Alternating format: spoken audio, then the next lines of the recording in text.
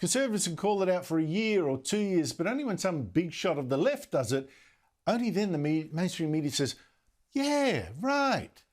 Now, same with this virus, how it started. For a year and a half, Conservatives, Donald Trump too, have said this virus may have escaped from the Virus Institute in Wuhan, the very city, surprise, where this pandemic actually started. What a coincidence. But until now, the media left tended to rubbish that idea. Facebook even banned posts that talked about it. But now with Trump gone, with the evidence pouring in, some on the left are saying, yeah, it makes sense. Here's Jon Stewart, former host of The Daily Show on the Colbert Report, doing his aha moment to the shock of the host and to the shock and horror of viewers of left-wing US late shows and left-wing reporters. There's a chance that this was created in a lab. There's an investigation. A chance? Well, oh my if there God. is evidence, I'd love to hear it. There's a novel respiratory coronavirus overtaking Wuhan, China. What do we do? Oh, you know who we could ask? The Wuhan novel respiratory coronavirus lab. The disease is the same name as the lab. That's just a little too weird, don't you think? And then they ask the scientists, they're like, how did this... So wait a minute, you work at the Wuhan respiratory coronavirus lab. How did this happen? And they're like, a pangolin kissed a turtle. And you're like, no, the name of your lab. If you look at the name, let me see your business card. Show me your business card. Oh, I work at the coronavirus lab in Wuhan. Oh, because there's a coronavirus loose in Wuhan. How did that happen? Maybe a bat flew into the cloaca of a turkey and then it sneezed into my chili and now we all have coronavirus. Like, come on. Okay. Wait a second. What about this? But never mind the comedians, here's the former head of America's Centers for Disease Control and Prevention, a top virologist who under President Trump also received top-secret intelligence briefings on this and cannot believe the media cover-up of the China link that only now is collapsing. Really, we saw some unprecedented situations where a number of very prominent scientists felt that they needed to write a letter to Lancet, and that journal felt it needed to publish that letter, which basically said anybody that put forth the hypothesis that this virus may have evolved from a lab were promoting conspiracy theories.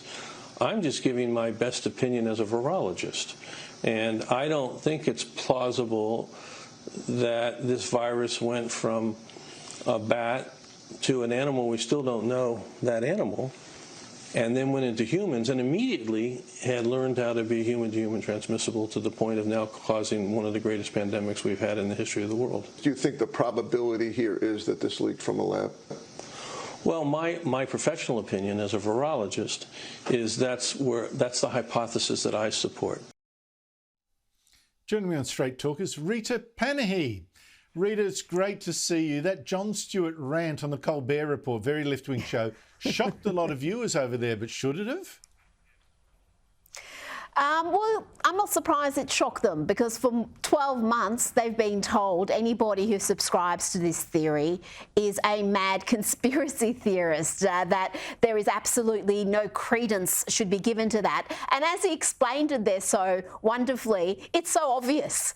The actual lab that studies this, that's where the outbreak was. What are the chances? Well, what a coincidence that that very town should be the epicenter of this coronavirus, and that this coronavirus that has never behaved like other coronaviruses, that has human-to-human transmission has happened so easily and at such speed that we've had millions and millions of people infected throughout the world. So I thought that was a hilarious way to broach it. And you might be 12 months late to the argument, but I welcome him because hopefully this will open the eyes of a lot of other people to just ask the question, to demand further investigation, even if it's not the hypothesis that they believe, that they understand that this is a real possibility. There's a reason why leading scientists say it is the most likely explanation of what's happened, and they demand some further investigation. At the very least, I think that's what we should be requiring.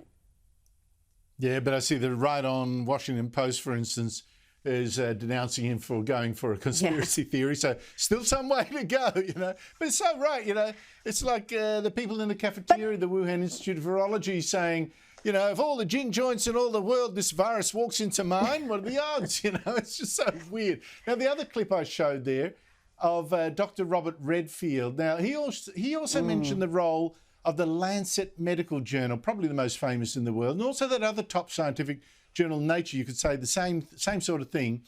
Their role, these key journals, in stifling debate on the China link, very quick to publish articles denouncing this conspiracy theory, very slow to publish ones supporting it. I find that very sinister. Do you? Well, it's very worrying because you would hope that the medical profession, that science wouldn't be corrupted by politics and ideological considerations, but quite clearly it has been. And those medical professionals who signed that statement that was published in Lancet look like utter fools now, because they published a statement more than a year now ago saying that anyone who put forward that theory as a viable explanation was akin to a conspiracy theorist. And they based that not on medical evidence, not on scientific research, but really ideological considerations. And it wasn't just the medical profession. They got backed up by the media and social media. People got banned. Scientists got banned from social media for putting forward that theory. People were called racists for putting forward that theory. So it just shows you what a dangerous climate of censorship and groupthink we have. And it's, again, not just the medical profession. It's not just the social media platforms that have stifled debate, but the media, all the investigative journalists, where was their curiosity about the fact that this pandemic starts in a town that has a lab that's studying that exact same thing? Again, what are the chances? What are the odds? And I have to also say there's been a lot of evidence that Lancet and Nature have been compromised by the fact they've wanted to get a lot of money from China. They want to get Chinese research. They want to get Chinese funding. They've got businesses there now in China. And Nature is owned by a business that has accepted millions and millions of dollars of sponsorship from China. I think there's something there. Read it quickly. Free speech. Controversy at Melbourne University after its Vice-Chancellor backed a draft code that seems to ban debate on transgender issues there. It says, where the university determines that an activity or event poses an unacceptable risk of harm to transgender and gender-diverse members, it may determine not to conduct or host that activity. What do you make of that? Yeah, what's harm though? If you're going to sign up to that, then define what harm is, because a lot of these activists, the mere fact that someone exists who opposes their ideology is harmful. They are so single-minded and closed-minded that the mere existence of someone like Dr. Holly Lawford-Smith, who's a feminist, who's an academic, who wants to do research in this area and find out how women are impacted by this ideology, where's her safety? Where is the concern about the harm being done to her and to her supporters and her students who want to research this without being bullied, without having petitions signed trying to get them fired or have people scream abuse at them on campus?